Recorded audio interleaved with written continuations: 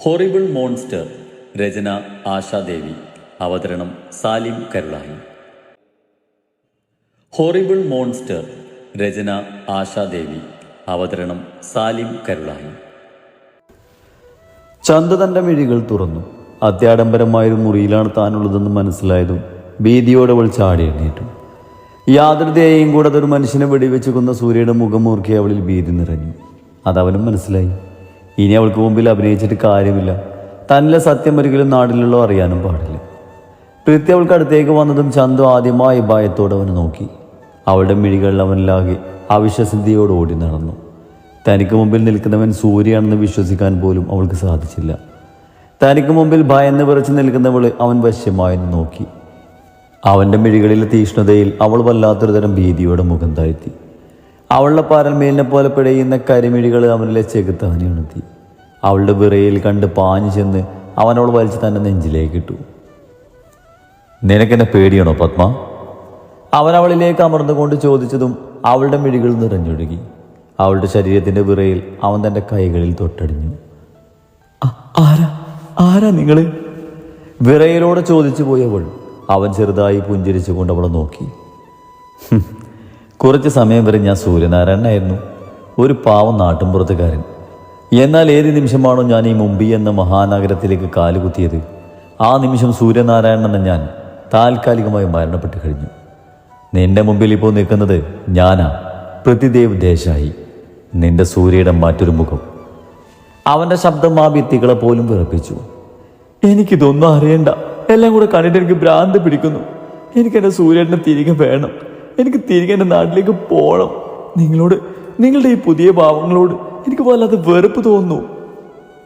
വളരെ പതിഞ്ഞ ശബ്ദത്തിൽ ഭയത്തിൻ്റെ കൊടുമുടിയിലാണെങ്കിലും അവനോടുള്ള അടങ്ങാത്ത അമർഷത്തിൽ ഇടർച്ചയോട് അവൾ പറഞ്ഞു. അവളുടെ വാക്കുകൾ ശ്രമിച്ച് അവൻ്റെ ചുണ്ടിൽ ക്രൂരമായൊരു പുഞ്ചിരി വിടർന്നു. എൻ്റെ പത്മക്ക് എന്നോട് വെറുപ്പാണോ അതോ ഭയമാണോ? നിന്റെ ഭർത്താവായിരുന്ന നാട്ടിൻ പുറത്തുകാരൻ സൂര്യനാരായണൻ എന്ന വ്യക്തി ഈ നഗരത്തിൽ കാലുകുത്തിയ നിമിഷം തന്നെ മരണപ്പെട്ട് കഴിഞ്ഞിരുന്നു, മിസ്സിസ് സൂര്യനാരായണൻ. അതുകൊണ്ട് ഇനി അവനെയും മനസ്സിലിട്ട് നീ ഇനി നടക്കണ്ട. അവളുടെ മിഴികൾ നിറഞ്ഞു. വെറുതെ നിന്ന് കരയാതെ പത്മ, സത്യം പറയാലോ, നിനക്ക് ഈ മുഖം ഒട്ടും ചേരുന്നില്ല. എനിക്കിഷ്ടം ആദ്യ കാഴ്ചയിൽ പോലും എന്നോട് ധൈര്യത്തോടെ വെല്ലുവിളിച്ച ആ കില്ലാടി പെണ്ണിനെയാ. ഉള്ളത് പറയാലോ, എനിക്ക് നിന്നെ ഒത്തിരി ഇഷ്ടമാണ് പത്മ. ഈ മുംബൈ നഗരം പോലും എൻ്റെ പേര് കേട്ടാൽ ഭയന്ന് പിറക്കും. അത്രയ്ക്ക് ക്രൂരനാണ് ഞാൻ ഇഷ്ടപ്പെട്ടതെന്തും നേടിയെടുത്താ എനിക്ക് ശീലമുള്ളൂ. അവളുടെ താടിത്തുമ്പിനെ തൻ്റെ ചൂടുവിരൽ കൊണ്ട് അവൻ പതിയെ ഉയർത്തി. എനിക്ക് നിന്നെ ഉപേക്ഷിക്കാനാകില്ല. അറിഞ്ഞോ അറിയാതെയോ നീ എൻ്റെ ഹൃദയത്തിൽ സ്ഥാനം പിടിച്ചു. സൂര്യയെ മറന്ന് ഈ പൃഥ്വിയെ നീ സ്വീകരിക്കണം.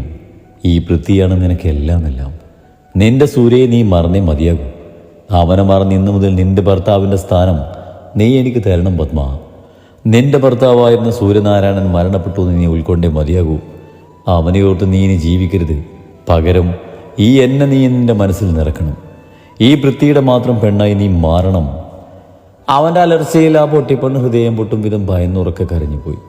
ഗ്രാമത്തിൽ ജനിച്ചു വളർന്ന പത്മചന്ദ എന്ന ചന്തുവിന് ആ മുംബൈ നഗരം പോലും പുതിയൊരു ലോകമായിരുന്നു. അവിടെ കാണുന്നതും കേൾക്കുന്നതും ഒക്കെ അവൾക്ക് മായാ കാഴ്ചകളായിരുന്നു. ഇപ്പോൾ തനിക്ക് മുമ്പിൽ നിൽക്കുന്നവനെ പോലും അവൾക്ക് ഒട്ടും ഉൾക്കൊള്ളാനായിരുന്നില്ല. അങ്ങേയറ്റം ഭീതിയോടെയായിരുന്നു അവൾ അവിടെ ഓരോ പുൽക്കൊടികളെ പോലും കണ്ടത്. എനിക്ക് തിരികെ പോകണം. എനിക്കെൻ്റെ വീട്ടിലേക്ക് പോകണം. അവൾ നിസ്സഹായതയോടെയും അല്പം പ്രതീക്ഷയോടെയും അവനോട് പറഞ്ഞു. അവൾക്ക് ആ നിമിഷം എങ്ങനെയെങ്കിലും ഒന്ന് സ്വന്തം നാട്ടിൽ എത്തിച്ചേർന്നാൽ മതിയെന്നായി. എവിടേക്ക്? എന്നിൽ നിന്നും എവിടേക്കാണ് നിനക്ക് പോകേണ്ടത്? എന്നെ അനുസരിച്ച് എൻ്റെ ഭാര്യയായി മിണ്ടാതെ അടങ്ങി ഒതുങ്ങി ഇവിടെ കഴിഞ്ഞോണം. ഇനി നാട്ടിലേക്ക് നിനക്കൊരു തിരിച്ചുപോക്ക് അത് ഞാൻ ആഗ്രഹിക്കുമ്പോൾ മാത്രമായിരിക്കും. എന്നെ അനുസരിക്കാൻ നീ തയ്യാറായില്ലെങ്കിൽ നിനക്ക് പ്രിയപ്പെട്ട ഓരോരുത്തരുടെയും ജീവൻ ഞാൻ അറുത്തെടുക്കും. അറിയാലോ നിനക്കെന്നെ. വന്യമായ അവളിൽ മിഴികൾ പായിച്ചുകൊണ്ട് ക്രൂരമായ ചിരിയോടവൻ പറഞ്ഞു. അവൻ്റെ വാക്കുകളിൽ തൻ്റെ ഹൃദയം പോലും പിടഞ്ഞു തീരുമെന്ന് അവൾക്ക് തോന്നി. എനിക്ക് തന്നെ പോലെ ഒരു ദുഷ്ടനെ സ്നേഹിക്കാൻ കഴിയില്ല. എനിക്കെൻ്റെ വീട്ടിൽ പോകണം. എനിക്കെൻ്റെ സൂര്യനെ തിരിച്ചു താ. എനിക്ക് നിങ്ങളുടെ കൂടെ ഇവിടെ നിൽക്കണ്ട. എനിക്ക് എന്നെ തിരിച്ചു താ. ഇല്ലാത്ത ധൈര്യം സംഭരിച്ചുകൊണ്ട് അവൾ ആദ്യം അലർച്ചയോടെയും അവസാനം വിതുമ്പലോടെയും അവന് നേരെ മുരണ്ടു. ഈ കണ്ണുനീര് നിനക്കൊട്ടും ചേരുന്നില്ല പത്മ. സത്യം ഉൾക്കൊള്ളാൻ ശ്രമിക്ക്. നിനക്ക് എന്നെ സ്നേഹിക്കാൻ കഴിയണം പത്മചന്ദന. കാരണം ഈ പൃഥ്വിക്ക് നിന്നെ ഉപേക്ഷിക്കാനാകില്ല. നീ കടന്നു വന്നത് മുംബൈ എന്ന നഗരത്തിലേക്ക് മാത്രമല്ല, എൻ്റെ തടവറയിലേക്ക് കൂടിയാ. ഒരുപക്ഷെ നാട്ടിൽ തന്നെ നീ നിന്നിരുന്നുവെങ്കിൽ ഒരിക്കലും പൃഥ്വി എന്ന ഈ എന്നെ നീ അറിയുകയോ കാണുകയോ പോലും ചെയ്യില്ല. നിനക്കൊരിക്കലും ഇങ്ങനൊരു അവസ്ഥ വരികയില്ല. നിന്റെ ഭർത്താവായ പാവം സൂര്യയോടൊപ്പം തന്നെ നിനക്ക് സന്തോഷമായി ജീവിക്കാമായിരുന്നു. അവൾ അവനെ ദേഷ്യത്തോടെ നോക്കി. ശരിയാ, ഈ നശിച്ച നാട്ടിലേക്ക് ഞാൻ ഒരിക്കലും വരാൻ പാടില്ലായിരുന്നു. എൻ്റെ സൂര്യേട്ടനെയാണ് ഞാൻ പ്രണയിച്ചത്. പൃഥ്വി, താനൊരു രാക്ഷസനാ. തന്നെ എനിക്ക് ഒട്ടും ഉൾക്കൊള്ളാനാകുന്നില്ല. താനൊക്കെ ഒരു നട്ടിലുള്ള ഒരാളാണോട്. ചീ, അറപ്പ് തോന്നുന്നു. ദയവ് ചെയ്തെന്നെ വിട്ടേക്ക്. അവൾ അവനിൽ നിന്നും അകന്നു മാറിക്കൊണ്ട് വെറുപ്പോടെ പറഞ്ഞു. ചീ, നിർത്തടി. ഞാൻ പറഞ്ഞു കഴിഞ്ഞു, നിനക്ക് ഇവിടുന്ന് ഞാൻ വിചാരിക്കാതെ ഒരു അടി പോലും അനങ്ങാൻ സാധിക്കില്ലെന്ന്. ഈ വീടിനകത്തും പുറത്തും എൻ്റെ ആളുകളാ. ഈ മുംബൈ നഗരം പോലും എൻ്റെ അണ്ടറിലാ. ഇവിടുത്തെ ഓരോ മണൽത്തരി പോലും പൃഥ്വി എന്ന് എൻ്റെ ഈ പേര് കേട്ടാ ഭയന്ന് വിറക്കും. നീ എന്നെ അംഗീകരിച്ചേ മതിയാകൂ. ഇല്ലെങ്കിൽ ഞാൻ വിധിക്കുന്ന തടവറയിൽ നിന്റെ ജീവിതം എരിഞ്ഞു തീരും. നിന്റെ പ്രിയപ്പെട്ട ഒരു നോക്ക് കാണാനുള്ള ഭാഗ്യം പോലും പിന്നീട് ഈ ജീവിതത്തിൽ നിനക്ക് ഉണ്ടാകില്ല പത്മ. അവൻ്റെ അലർച്ചയിൽ അവളുടെ ഉടലൊന്ന് വെട്ടിപ്പറിച്ചു. അവളുടെ കഴുത്തിലെ താലിയിലേക്കും അല്പം മാഞ്ഞു തുടങ്ങിയ സീമന്തരേഖയിലെ സിന്ദൂരത്തിലേക്കും അവൻ വന്യതയോടെ നോക്കി. സൂര്യനാരായണൻ മറന്ന് ഈ പൃഥ്വിയുടെ ഭാര്യയായി ജീവിക്കാൻ തയ്യാറായിക്കോ നീ. എൻ്റെ പത്മ വലിയ ധൈര്യശാലിയല്ലേ? ആദ്യമായി നമ്മൾ തമ്മിൽ കണ്ട നിമിഷം നീ ഓർക്കുന്നോ? എനിക്ക് നേരൊരു പുലിയെ പോലെ ചീറിയുന്നവളായിരുന്നില്ലേ നീ? കില്ലാടിയായ നീ എന്നെപ്പോലൊരു മോൺസ്റ്റാറിനേക്ക് നിസ്സാരമായി താങ്ങിക്കോളും. പിന്നെ സൂര്യ, അവനെ നീ അങ്ങ് മറന്നേക്ക്. അതാകും നിനക്ക് നല്ലത്. അവളെ നോക്കി വശ്യമായി പറഞ്ഞുകൊണ്ട് അവൻ അവളെ ചേർത്ത് പിടിച്ച് അവളുടെ ചുണ്ടിലൊന്ന് മുത്തി. പിടഞ്ഞു മാറാൻ തുടങ്ങിയ ചന്തുവിനെ അവൻ അടക്കി നിർത്തിക്കൊണ്ട് അവളുടെ ചുണ്ടുകളെ വായിലാക്കി തുണഞ്ഞു. നീണ്ട നേരത്തെ ചുംബനത്തിനൊടുവിൽ അവൻ അവളെ തൻ്റെ കരവലയത്തിൽ നിന്ന് മോചിച്ചപ്പോഴേക്കും അവളാകെ തളർന്നു പോയിരുന്നു. ഇപ്പം എൻ്റെ പെണ്ണിന് മനസ്സിലായോ ഈ പൃഥ്വി നട്ടിലുള്ള ഒരു പുരുഷനാണെന്ന്? പൃഥ്വി അവളുടെ മിഴികളിലേക്ക് വശ്യമായി നിന്ന് നോക്കിക്കൊണ്ട് അവളുടെ മൂർധാവിൽ ചുണ്ടുകൾ ചേർത്തു. ചന്തവന് ഊക്കോടെ തള്ളി മാറ്റിക്കൊണ്ട് ഭയന്ന് വിറച്ച് ആ വലിയ മുറിയുടെ ഒരു മൂലയിലേക്ക് ഒതുങ്ങി. കാൽമുട്ടിൽ മുഖം പൊഴുത്തിയിരുന്നവൾ തൻ്റെ വിധിയോർത്ത് കരഞ്ഞു. തൻ്റെ ചുണ്ടിലും മുറിവ് നീറുന്നുണ്ട്. അവൻ്റെ വന്യത അവൾക്കൊട്ടും തന്നെ താങ്ങാനായില്ല. അത്രമേൽ ആ ചുംബനം അവളെ നോവിച്ചിരുന്നു. പൃഥ്വി അവിടെ നിന്നും പോയെന്നുറപ്പായതും ചന്തു ഉറക്കെ തന്നെ വീങ്ങിക്കരഞ്ഞു.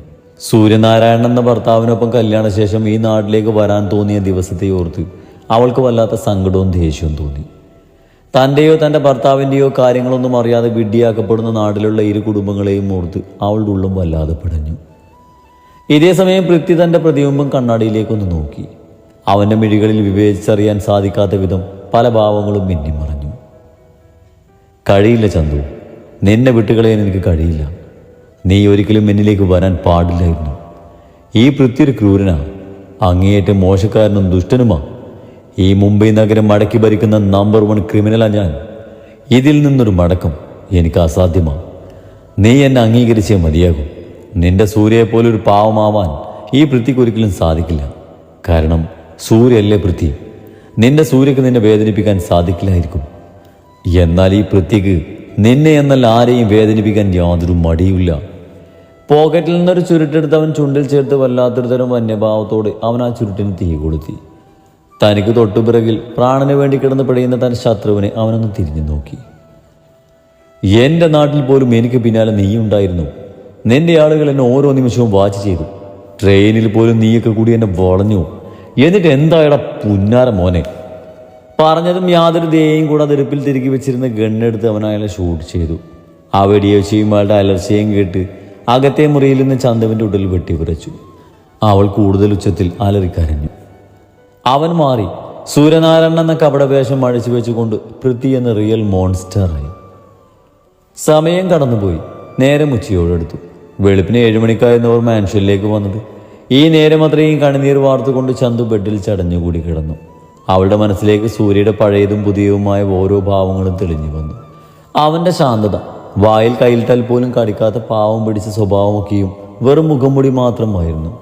പലപ്പോഴും ഒരു മോൺസ്റ്റാറിൻ്റെ രൂപത്തിൽ തനിക്ക് മുമ്പിൽ വന്നവനെ കൂടി ഓർത്തപ്പോൾ അവളിൽ അറിയാതെ ഒരു വിറയിൽ പടർന്നു.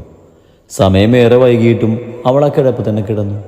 കണ്ണുകൾ നിറഞ്ഞൊഴുകുന്നുണ്ട്. പെട്ടെന്നാണ് ഡോറിലാരോ മുട്ടിയത്. ചന്തു നെറ്റിപ്പിടിഞ്ഞുകൊണ്ട് ചാടി എഴുന്നേറ്റ് ബെഡിൽ തന്നെ ഒതുങ്ങിയിരുന്നു. കയ്യിൽ ഭക്ഷണം നിറച്ച ട്രേയുമായി നിളയെ അല്പം പരിഭ്രമത്തോടെ അവൾക്ക് അടുത്തേക്ക് നടന്നു ചെന്നു. നിളയെ കണ്ടതും ചന്തു അവളൊന്ന് സൂക്ഷിച്ചു നോക്കി. തന്നേക്കാൾ ഭയന്ന് വിറച്ചാണ് അവളുടെ വരവെന്ന് ചന്തുവിന് തോന്നി. മേഡം, ഈ ഫുഡ് കഴിക്കാൻ പറഞ്ഞു. നിള പേടിയോടെ ചന്തുവിനോട് പറഞ്ഞു. ആര് പറഞ്ഞു? ചന്തു സംശയത്തോടെ ചോദിച്ചു. അത് പൃഥ്വി സാറ്. പേടിയോടെ നില പറഞ്ഞതും ചന്തുവിൻ്റെ മുഖത്തേക്ക് ദേഷ്യം ഇരച്ചു കയറി. ഇത് കൊണ്ടുപോയി നിന്റെ സാറിൻ്റെ അണ്ണാക്കിലോട് തളിക്കോ, എനിക്കങ്ങും വേണ്ട. ചന്തു വാശിയോടെ പറഞ്ഞതും നില അവളെ ഞെട്ടലോടെ നോക്കി. അയ്യോ അങ്ങനെ പറയല്ലേ, ഇവർക്കൊക്കെ ദേഷ്യം വന്നാൽ പിന്നെ ഒന്നും ചിന്തിക്കില്ല, കൊന്നു കളയും, അതുകൊണ്ട് വേഗം കഴിച്ചേ. നില പേടിയോടെ പറഞ്ഞതും ചന്തുവിന് അല്പം പേടി തോന്നി. നിലയുടെ ദയനീയമായ നോട്ടം കൂടെ കണ്ടതും ചന്തു അല്പം മടിയോടെ അത് കയ്യിൽ വാങ്ങി. നിലക്ക് ആശ്വാസമായി. ചന്തു ഒന്നും മിണ്ടാതെ ഭക്ഷണം കഴിച്ചു. അവൾക്ക് നല്ല വിശപ്പുണ്ടായിരുന്നു. ചന്ത് കഴിച്ചു കഴിഞ്ഞതും നില വേഗം കൊണ്ടുവന്ന കാലിപാത്രങ്ങൾ ട്രെയിൽ വെച്ച് തിരികെ പോയി. ചന്ത് പതിയെ എഴുന്നേറ്റ് ബാത്റൂമിലേക്ക് പോയി. ബാത്റൂം കണ്ടതും അവൾ ആകെ അമ്പരന്ന് പോയി.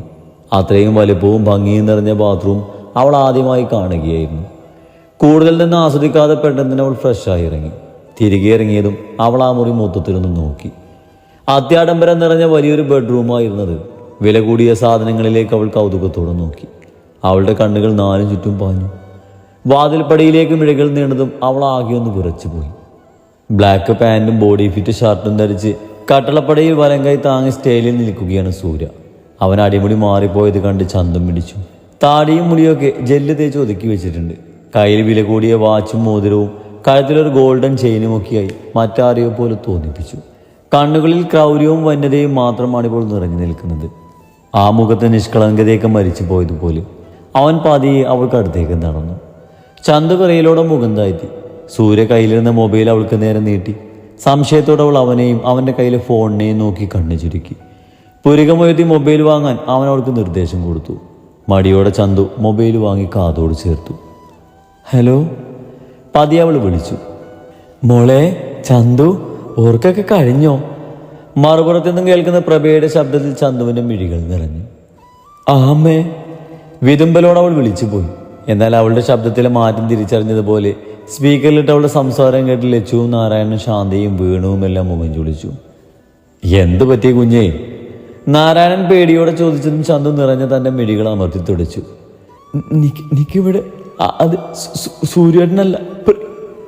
അവൾക്ക് അവരോട് പറയാൻ വാക്കുകൾ കിട്ടുന്നുണ്ടായിരുന്നില്ല. പെട്ടെന്ന് എന്തോ ഒരു ശബ്ദം കേട്ടതും ചന്തു മുഖമുയർത്തി നോക്കി. കൺമുന്നിലെ കാഴ്ച കണ്ട് ചന്തുവിൻ്റെ കണ്ണുകൾ തുറച്ചു വന്നു. അവൾക്ക് നേരെ ഗണ്ണുയർത്തിക്കൊണ്ട് വന്യമായ ഭാവത്തോടെ നിൽക്കുകയാണ് സൂര്യ. അവൻ അവളെ ഫോണിലേക്ക് കണ്ണു കാണിച്ചതും അവൾക്ക് കാര്യം മനസ്സിലായി. അവൻ്റെ തോക്കിൻ മുമ്പിൽ നിന്നും അവൾ വിയർത്ത് കുളിച്ചു. മോളെ ചന്തു, വേണു ആദ്യോടെ വിളിച്ചു. ആച്ചാ. എന്താ മോളെ, എന്തെങ്കിലും വിഷമുണ്ട് എൻ്റെ കുഞ്ഞിന്? വേണു ആദ്യോടെ ചോദിച്ചതും ചന്തുവിൻ്റെ മുഖത്ത് നിസ്സഹായത നിറഞ്ഞു. അവളെ എന്തോന്ന് പറയാൻ തുടങ്ങിയതും തൻ്റെ വയറിലറിഞ്ഞ തോക്കിൻ്റെ തടുപ്പ് അവൾ മുഖം താഴ്ത്തി. സൂര്യ അവളുടെ നാഭിച്ചുഴിയിലേക്ക് തോക്കിൻ്റെ അറ്റം ഒന്നുകൂടെ അമർത്തി. അവൻ അവളെ പുച്ഛത്തോടെ നോക്കിക്കൊണ്ട് സംസാരിക്കുക എന്ന പോലെ കണ്ണു കാണിച്ചു.